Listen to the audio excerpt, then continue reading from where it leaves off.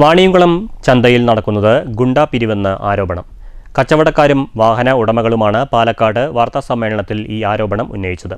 ചന്ത കരാറെടുത്തവരുടെ ഗുണ്ടാ പിരിവിന് panchayat secretary കൂട്ടുനിൽക്കുകയാണെന്നും കച്ചവടക്കാരായ V Ramesh, വാഹന ഉടമ വി ദിലീപ് എന്നിവർ പറഞ്ഞു. വാണിയംകുളം സ്വദേശിയാണ് ചന്ത കരാറെടുത്തിരിക്കുന്നത്. കേരളത്തിലെ പ്രധാന വാണിജ്യ വിപണന കേന്ദ്രമായ വാണിയംകുളം ചന്തയെ തകർക്കും വിധമാണ് ഇപ്പോൾ പ്രവർത്തനമെന്ന് ഇരുവരും വാർത്താസമ്മേളനത്തിൽ ആരോപിച്ചു. ചെമ്മരിയാട് 3 രൂപ, പന്നി, കഴുത 3 രൂപ, പശു, എരുമ, കന്ന് 6 രൂപ എന്നിങ്ങനെ കരാർ പ്രകാരം ഈടാക്കുന്നതിന് പകരം ഇരട്ടിയിലധികം തുകയാണ് ഈടാക്കുന്നത്. വാഹനങ്ങളിൽ നിന്ന് പക്ഷിമൃഗാദികളെയും മറ്റ് വസ്തുക്കളെയും കയറ്റി ഇറക്കുന്നതിനും വാഹനങ്ങൾക്കും ഭീമമായ തുകയാണ് ഭീഷണിപ്പെടുത്തി പിരിച്ചെടുക്കുന്നതെന്നും ഇവർ ആരോപിച്ചു. ലോറിക്ക് 500, ഐച്ചർ 400, ടെമ്പോ 300 എന്നിങ്ങനെയാണ് കരാർ ലംഘിച്ച് പിരിച്ചെടുക്കുന്നത്. ചന്തയിലെ പിരിവ് സംബന്ധിച്ച് വിവരങ്ങൾ പ്രദർശിപ്പിക്കണമെന്ന പഞ്ചായത്ത് രാജ് നിയമവും ലംഘിക്കപ്പെടുകയാണ്. ഇതിനെതിരെ നടപടിയെടുക്കേണ്ട പഞ്ചായത്ത് സെക്രട്ടറി കരാറുകാരൻ്റെ അതിക്രമത്തിന് കൂട്ടുനിൽക്കുകയാണെന്ന് ഇവർ കുറ്റപ്പെടുത്തി. നിയമവിരുദ്ധമായി ചന്ത പ്രവർത്തിച്ചാൽ കച്ചവടക്കാരും വാഹന ഉടമകളും സംയുക്തമായി പ്രക്ഷോഭം നടത്തുമെന്നും ഇരുവരും പറഞ്ഞു. സായി എന്ന് പറഞ്ഞ ഒരു വ്യക്തിക്കാണ് ടെൻഡർ കിട്ടിയിരിക്കുന്നത്. ഈ വ്യക്തി പഞ്ചായത്ത് പറഞ്ഞ ഫീസല്ല പിരിക്കുന്നത്. പഞ്ചായത്ത് സെക്രട്ടറി കൊടുത്ത പേപ്പറാണ്, വിവരാവകാശ കമ്മീഷൻ പ്രകാരം കൊടുത്ത പേപ്പറാണ്. 6 രൂപ, 3 രൂപ അതിൻ്റെ രേഖ.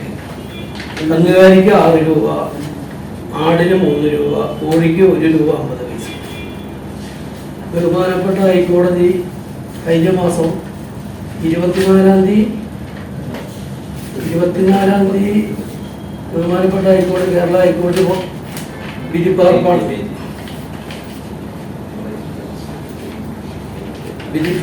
ഈ വിധിയെ നമ്മുടെ ബഹുമാനപ്പെട്ട പഞ്ചായത്ത് സെക്രട്ടറി കാറ്റിൽ പറത്തിയിട്ടാണ് ഇപ്പോൾ ചന്ത നടത്തിക്കൊണ്ടിരിക്കുന്നത്. ഇയാളുടെ ഒത്താശയോട് കൂടിയാണ് വാണിയംകുളം ചന്ത നടക്കുന്നത്. ഇപ്പോൾ ഗുണ്ടാപ്പിരിവാണ് പറഞ്ഞത്. ചൊവ്വാഴ്ച ഉച്ചയ്ക്ക് 2 മണിക്ക് തുടങ്ങിയത് വ്യാഴാഴ്ച വൈകിട്ട് 6 മണി വരെ ഗുണ്ടാപ്പിരിവാണ്. ഒരു കന്നിന് 6 രൂപയാണ് പഞ്ചായത്ത് നിശ്ചയിച്ച പൈസ. 3 രൂപ ആടിന്. ഇപ്പോൾ വാങ്ങുന്നത് ആടിന് 40 രൂപ കയറ്റാൻ, 40 രൂപ ഇറക്കാൻ. ഇതിന് മുൻകാലങ്ങളും ചന്ത നടക്കുന്നുണ്ട്. അപ്പോൾ കുറേ വിട്ടുവീഴ്ചയിലാണ് ചന്ത മുന്നോട്ട് പോയത്.